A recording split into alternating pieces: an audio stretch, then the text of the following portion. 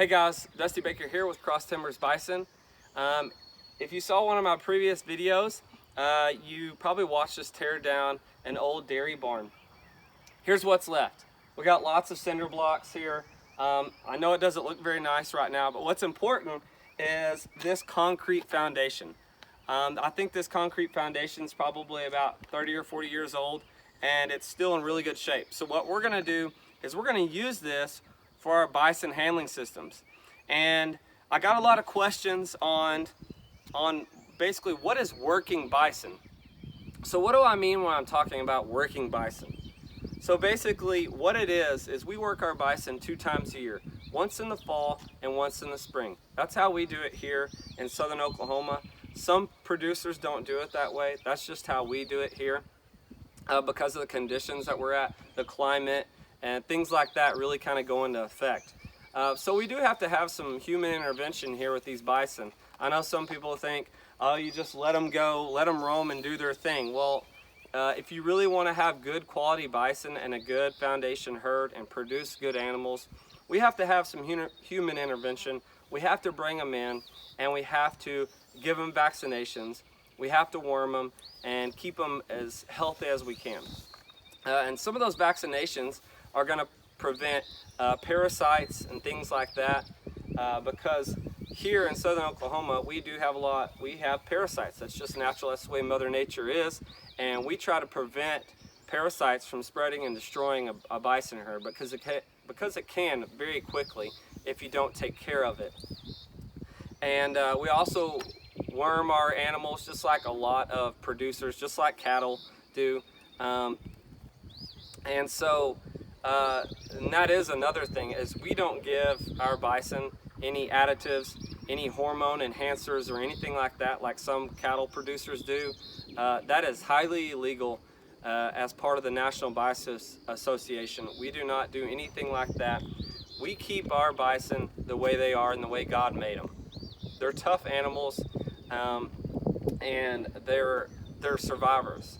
And we just have to try to keep them as healthy as we can. So many of you know that you have to have a really good handling system. When I'm talking about a handling system, I'm talking about good corrals, a good chute system, tough equipment to keep your bison safe as you are working them through a process. And it is a process. We will process each bison one at a time, give them their vaccinations, worm them, check them over, make sure they're doing okay. You can even do preg checks and things like that. You can pull hair for registration to register them with the National Bison Registry. There's several things you can do that when you bring them in, but we just worm ours and we vaccinate them. We can clean off their ear tags. If we need to, put new ear tags in. And so there's a lot of things that we can do with that, but we have to do it twice a year. And so we have to have a good bison system or handling system. What we plan on doing here is, you can see some of the excess, what's left of the dairy barn, which we already use this corral. It's piped up, it's in pretty good condition. Not great, but it's good. And we're gonna beef this up and we're gonna make it tougher, we're gonna make it a little higher, and we're gonna turn this into a bison handling system where they basically will run through here and they'll come down an alley with some pipe we'll have built here and a chute system. Speaking of a chute system, we've got to find one. We're kind of shopping around for a chute system. There's been some people tell me to look at certain brands. This is where it gets really expensive. You've got to have these good working facilities to safely take care of your bison. And this stuff is not cheap, especially when it comes to securing bison and having tough equipment. Because these, sometimes we're dealing with, 1,300 pound cows, 2,000 pound bulls. You've got to have tough equipment for these animals. And so it is expensive. We have to find a good chute system. We're shopping around for one right now. And so if any of you have any suggestions on good bison handling systems or chutes or things like that, let me know. I need to know. So, but we got a lot of work here. We've got some cleaning up to do. We've got a guy that's supposed to come get these, and then we're going to build a chute system like I talked about in my previous video. So I hope that you understand a little bit more about what does it mean to work the bison. What is a bison handling system?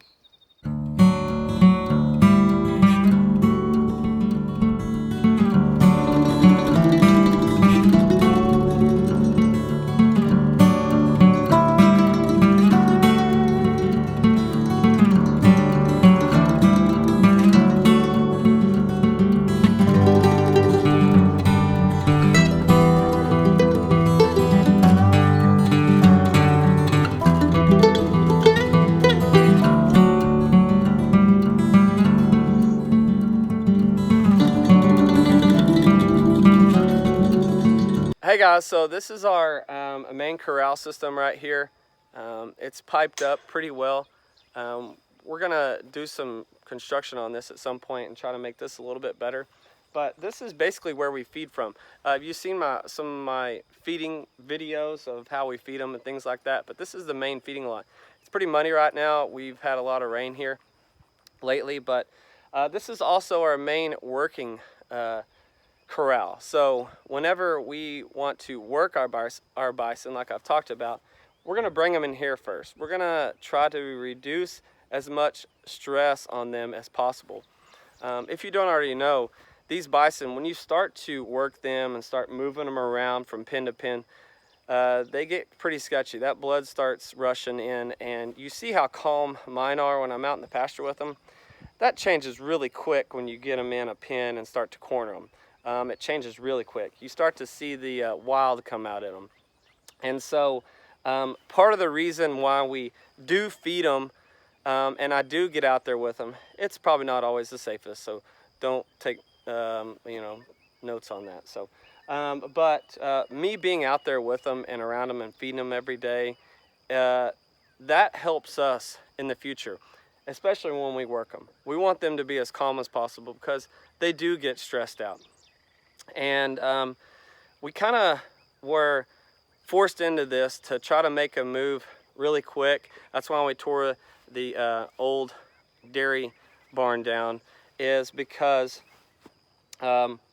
we had 7 bison. And I know Daniel may have mentioned it in one of his live videos once, but so we were taking our bison, we were loading up in a trailer, and we were taking them to the vet, the same guy I bought mine from, Doc Gerald Parsons up in Stratford.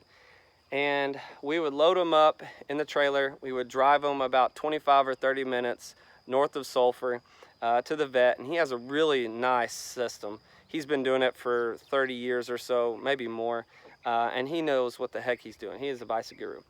Anyways, we take our bison up there, and he runs them through his really nice chute system. He has a hydraulic chute system, and he does a great job. And we were taken up there, we work them, we get them vaccinated, and things like that. So we had done that last fall, and then this spring we did it. And it creates some stress, especially when you put them in a trailer really close to each other. So we loaded them up, we took them to Stratford, and everything was great, everything was fine. We worked them, got them all vaccinated, and then we brought them back, and we pulled up here, and we went to unload them, and I kind of look in the trailer to scare them out, to get them out of the trailer, and I look in, and one of our youngest heifers is laying there, and she's not moving. And so I get the rest of the bison out, and they jump over, and they run out, and we close the gate and get them taken care of.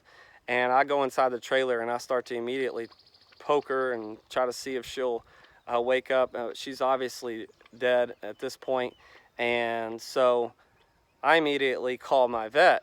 I called Doc Parsons, and I'm like, hey Doc, this youngest heifer is just dead. She's in the trailer, we just got back, and she's dead. And he said, well, do you see any puncture holes or anything like that? And she was laying on her right side, and we looked over her left side, didn't see any blood whatsoever, nothing. And so I flipped her over, and I got to looking at her, and she had a puncture wound like right behind her. What would that be? Left shoulder, I guess I should say. Right shoulder, whatever. Anyway, she had it punctured right behind her shoulder. There was no sign of blood or anything like that. Just happened to pull her thick hide back, her hair, and I looked, and there was a hole. And so obviously she was horned by one of our other bison. That's just part of being a bison owner, and that's just part of the livestock business. You ask any cattle producer or any bison producer, stuff happens. And unfortunately, it was our youngest heifer. Her name was Lucy, and so that was kind of the first blow for us. And what it did was it woke us up, and we were like, okay, there's a learning moment right here that we need to soak in. So that really got us going on getting our own chute system, getting our own handling system, so that we can reduce as much stress as possible. We don't have to take them to a vet, and we can handle them right here at their own farm. And that alone, the fact that we don't have to take them somewhere, reduces a lot of stress on our bison. And I'm not saying they're not going to get stressed, but they're going to here, but it's going to reduce it a whole bunch. And so it's sad. It really was devastating to us to lose a young, pretty heifer. She looks just like Peaches. Her and Peaches are about the same size, and so every time I look at Peaches, I think of Lucy. But anyways, so that forced us a hand, and so we are gonna get our own handling system, and so that's why it's really important. There's the backstory to it, and I know it's super sad, but that's just that's the way it goes sometimes, and we can do our best to prevent it, but stuff can still happen. They're bison at the end of the day. They're still kind of wild, and when you work them, that blood starts to run, and anything can happen. And so what we want to do is try to reduce that as much as possible. So I hope that you know, we have learned a bunch, and I hope I'm helping you out. That's just what our case is. I've talked to several producers, and they all have similar stories. You know, even on the big, huge ranches, they still have incidents like that. And that's just what happened in our first year, unfortunately. So we'll take it and we move on. We learn from it, and we're going to keep growing, and we're going to make us a really good handling system. And with that, we're going to have a good chute system as well to process and run through our bison through there, and so we can vaccinate them and things like that. So thank you guys. I hope you understand why it is important to have a good handling system, and why we have to vaccinate them and take care of them and things like that. I'll go into more vaccinations and what we do when we actually run them through the system, which is really exciting. We'll have a full video over that. That won't be until like probably November or so when we actually bring them in. So thank you guys very much. Thank you for all the followers. Go subscribe if you already haven't at our channel on YouTube at Cross Timbers Bison. You can look us up on Facebook and Instagram. Hope you guys have a great week. Thank you very much. Appreciate it. Go Bison.